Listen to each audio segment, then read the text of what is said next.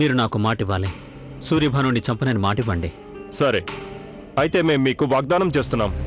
మేము సూర్యభానుణ్ణి చంపబోము. అయితే మీకు గనక ఆమెరు గద్దె కావాలంటే అప్పుడు మీరు సూర్యభానుణ్ణి హతమార్చి తీరాల్సిందే. ఆ సూర్యభానుడు మీ చెల్లెలకి కాబోయే భర్త అన్న సంగతైనా మర్చిపోండి, లేదా ఆమెరు రాజ్యానికి రాజు కావాలన్న మీ కలనైనా మరచిపోండి.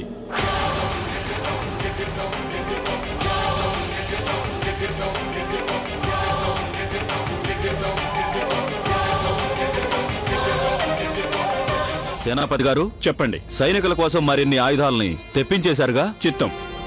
తీవ్రంగా గాయపడిన వారికి రేపు విశ్రాంతి ఇవ్వండి. చిత్తం. అలాగే మిగతా చోట్ల నుంచి వీలైనంత మంది మరికొందరు సైనికుల గురించి ఆందోళన పడకండి.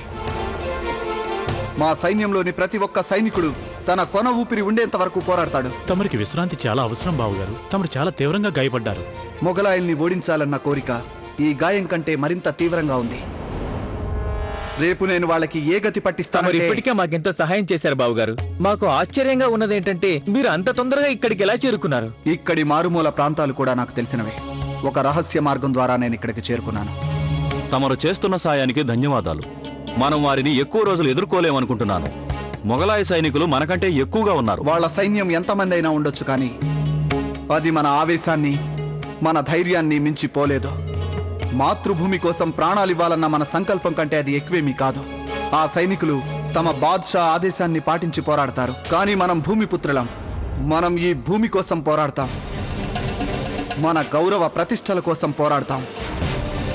రేపటి యుద్ధానికి నేను వ్యూహాన్ని సంసిద్ధం చేశాను.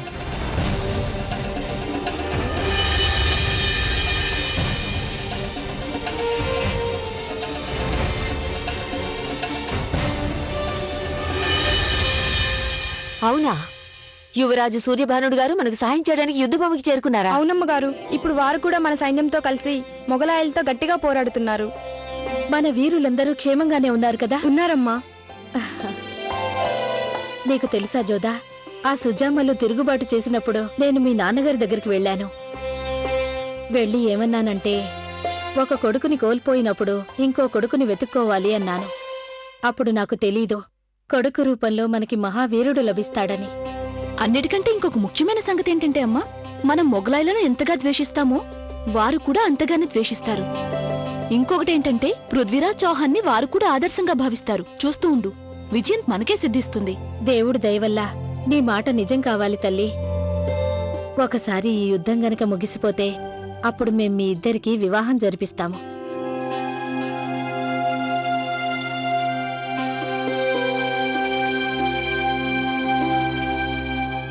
ఇక అందరూ వెళ్లి విశ్రమించండి.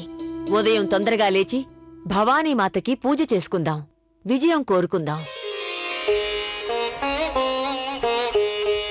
అదంతా అయినాక మనమందరం మళ్ళీ అదే గదికి చేరుకుందాం. ఇక అలాంటి అవసరం మళ్ళీ మనకుండదు నాన్నమ్మా.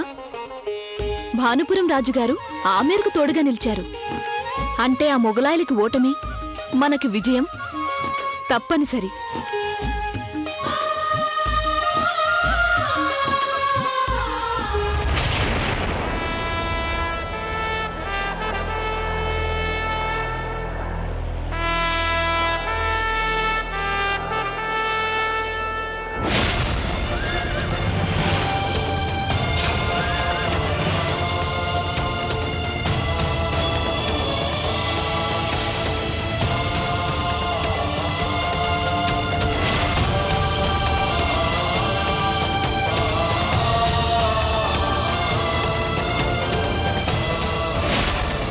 దాడి చేయండి.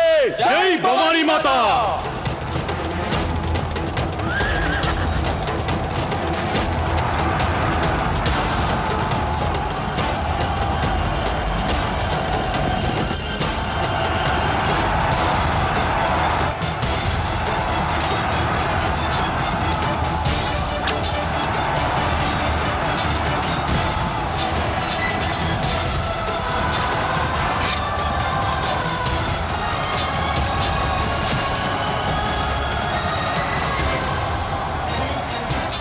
నా చెల్లెలికి కాబోయే భర్త సూర్యభానుడు. నేను నా చెల్లెలి పసుపు కుంకాలు తుడిచేయలేను. తల్లి భవాని, వారిని నాకు దూరంగా ఉంచమ్మా. సుజామల్లు, అసలు నువ్వేం వీరుడివి? ఎదుర్కోవడానికే భయపడుతున్నావు. భూపాలకుండే, అందువల్లే నాకు కాబోయే బావగారి మీద దాడి చేయదలుచుకోలేదు. నా దృష్టిలో నువ్వు కూడా జోదాకి అన్నవే. కానీ ఎవడైతే తన రాజ్యాన్ని విస్మరించి మొగలాయిలతో చేతులు కలుపుతాడో వాడికి బంధువునని చెప్పుకునే అర్హత ఉండదు. ఒక రాజద్రోహికి ఏ కర్తవ్యము ఉండదు, ఏ కుటుంబ బాధ్యత ఉండదు. నేను కావాలనుకున్న జోదాతో నా బంధుత్వాన్ని తెంచుకోలేను. కానీ ఏది ఏమైనా నేను ఏ దేశద్రోహిని క్షమించి విడిచిపెట్టలేను. క్షమాపణ కాదు, ఆమెరును సొంతం చేసుకోవడానికి వచ్చాను. దానికి తమరు గనక అడ్డొస్తే తమరిని నేను జోదాకి కాబోయే భర్తని కూడా మర్చిపోతాను.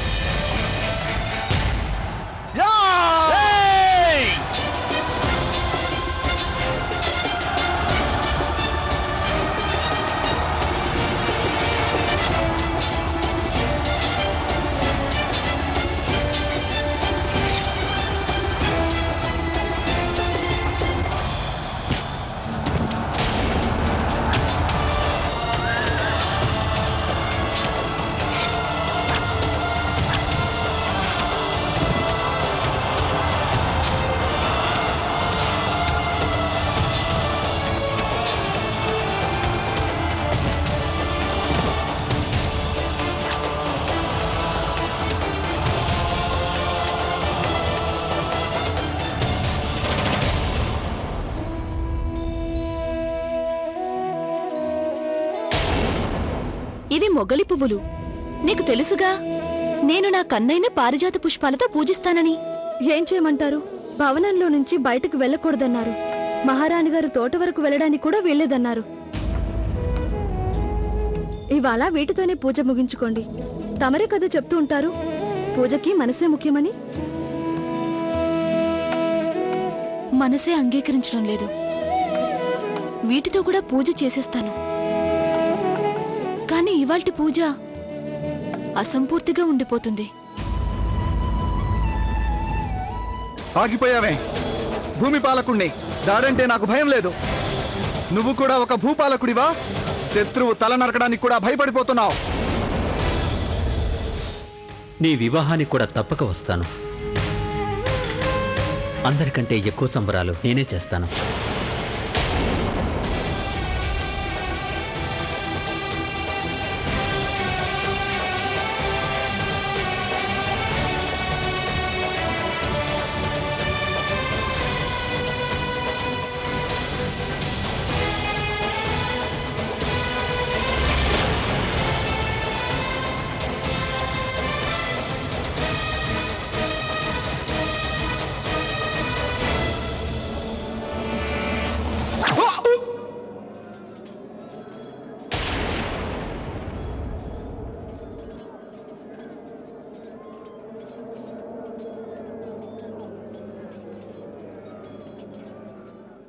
చిన్నాన్నగారు నీకు వరుణ్ణి చూశారన్న విషయం తెలిసింది.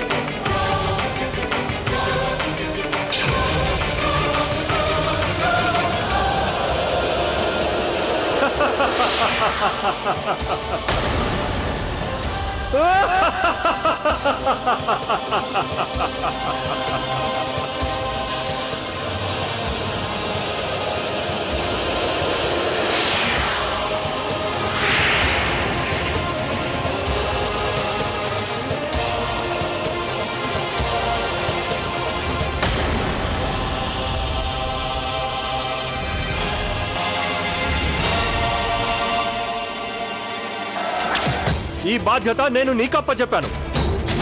నువ్వే వీణ్ణి చంపాలని చెప్పాను. నువ్వు చేయలేకపోయావు.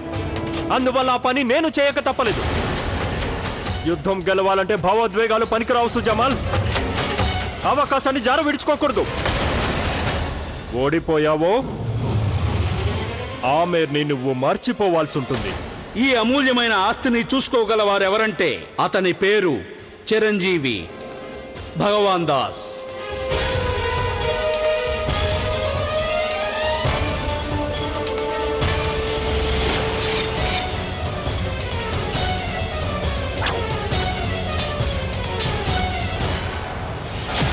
సూర్యభానుల గారు హతమైపోయారు. సూర్యభానుల గారు హతమైపోయారు.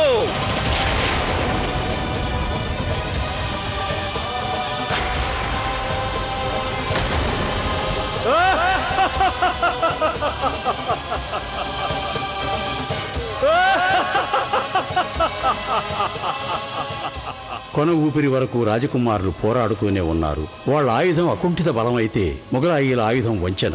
రాజకుమారులు ఎదురుగా దాడి చేస్తే మొగలాయిలు వెన్నుపోటు పొడుస్తున్నారు.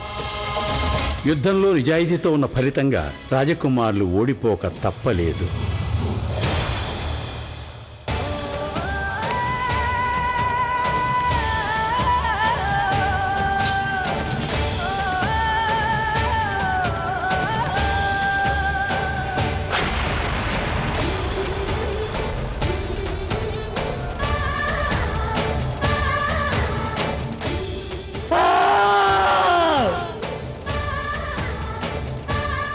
బంధించేయండి అందరినీ.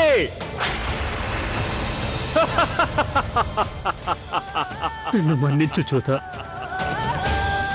నీ జీవితాన్ని నాశనం చేశాను.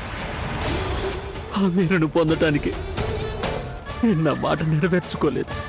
నీకు నా మొహం ఎలా చూపించు, ఎలా తలెత్తుకొని నీ ముందు.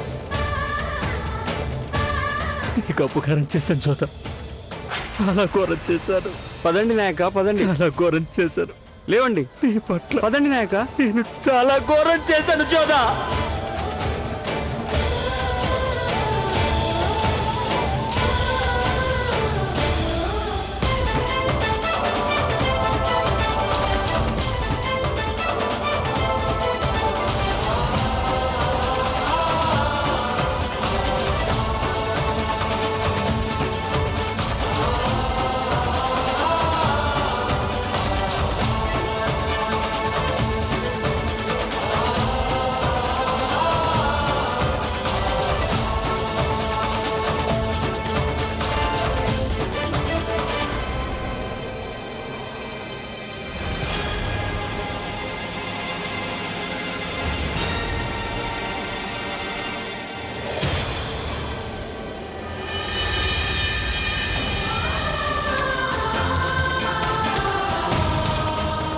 సుమిత్ర, సుమన్, లలిత, తొందరగా రండి. ఇక్కడ దీపాలు ఆరిపోతున్నాయి.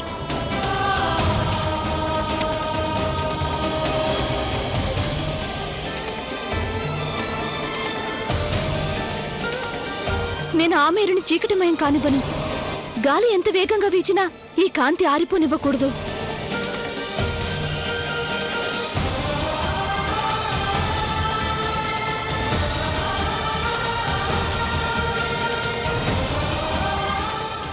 నానమ్మ, చూసావా గాలి ఎంత తీవ్రంగా వీస్తుందో చూడు. నాకేదో చాలా భయంగా ఉంది. ఇది ఏదైనా అపశకునానికి సూచన? అపశకునం ఎలా అవుతుంది జోదా? ఇది కేవలం నీ భ్రమ. తుఫాన్ రావడం, దీపాలు ఆరిపోవడం ఇదంతా సృష్టి సహజమే. ఇది వరకు కూడా తుఫాన్ వచ్చింది, కానీ ఆమేరు ఎన్నడూ చీకటిమయం కాలేదు. ఇక ముందు కూడా కాబోదు.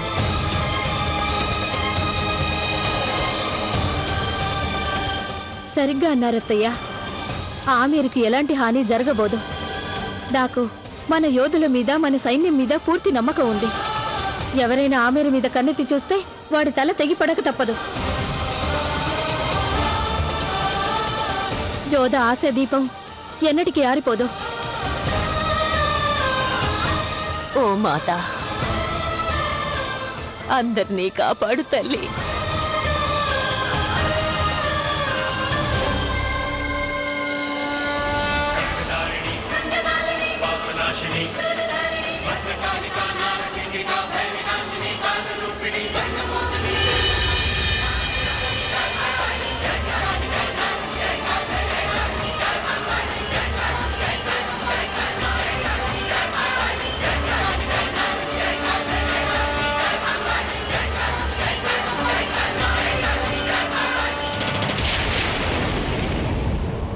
అద్భుతం.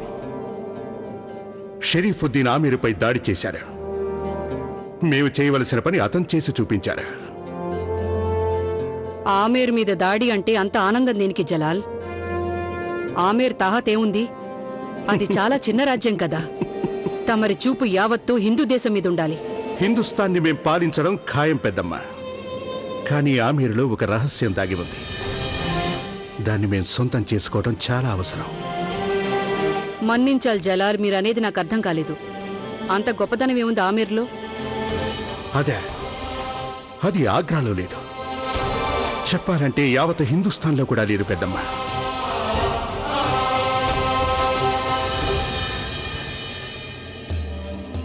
అసలు ఆమేరులో ఉన్నదేమిటో దాని గురించి తను ఈ పెద్దమ్మ కూడా చెప్పటం లేదే. అక్కడ దాగి ఉన్న ఈ రహస్యం ఏమై ఉంటుంది? మీరేమి రాజకుమారులు? మిమ్మల్ని ఓడించిన వాడి ముందు తల దించుకొని ఉండాలనే కనీస విషయం కూడా మీకు తెలియదా? మీ ఈ కొత్త రాజుగారి ముందు తలలు దించుకోండి. నువ్వు కూడా ఒక మొగలాయివేనా? మా రాజకుమారులా తల నరికేసిన తల మాత్రం దించరని నీకు తెలియదా? అయితే మీ తలలు తెగ నరికి మీ తండ్రికి కానుగ్గా పంపాల్సి వస్తుంది. అలాగే పంపించు. అది చూసి వాళ్ళు గర్వపడతారు.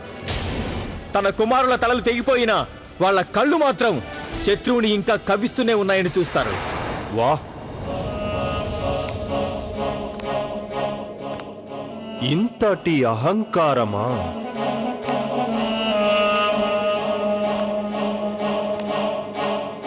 కానీ నాకు కావాల్సింది తెగిపోయిన మీ తలలు కావు, భగ్నమైపోయిన మీ అహంకారాలు కావాలి. వీళ్ళని నానా చిత్రహింసలు పెట్టండి. దాంతో వీళ్ళ ఉనికి తునకలైపోవాలి. దయ చూడమని నన్ను కాళ్ళ మీద పడి వేడుకోవాలి. అలాంటి పరిస్థితి ఎన్నటికీ రాబోదు షరీఫుద్దీన్. ఆ రోజు వచ్చేసింది ఆ రోజు. ఇప్పుడిక ఆమేరు మాకే సొంతమైపోయింది. అది కేవలం నీ అపోహ. ఆమేరు యోధుల్లో చివరి రక్తపు బొట్టు ఉన్నంత వరకు ఆమేరును నువ్వు తాకనైనా తాకలేదు. సుబేదార్ గారు, ఆమేర్ని మీరు ఎలాగో సొంతం చేసుకున్నారు. ఇక వీళ్లతో మాట్లాడటం కూడా అనవసరం. ఇక తమరు భారమల్లు మహారాజుతోనే మాట్లాడాలి. ఇక నేను ఈ రాజుల అహంకారాన్ని అణిచివేయాల్సింది. భారమల్లు మహారాజుకి నా వర్తమానాన్ని అందించండి. అది కూడా ఒక గొప్ప కానుకతో పాటు పంపండి. వర్తమానం రాసుకో.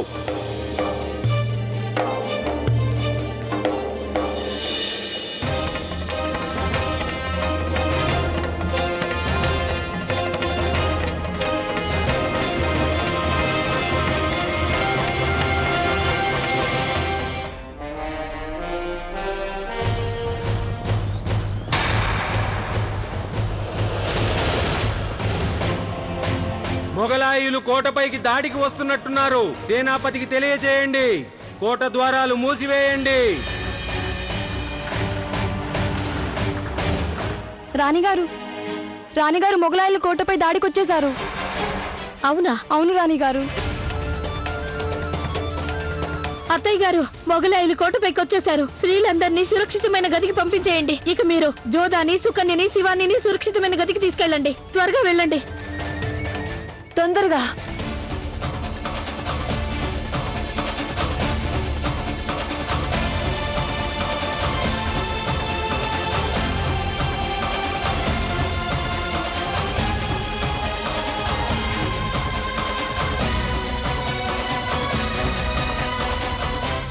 సుబేదార్ షరీఫుద్దీన్ ఆదేశాలు అమలు చేశాము. వెళ్దాం పదండి.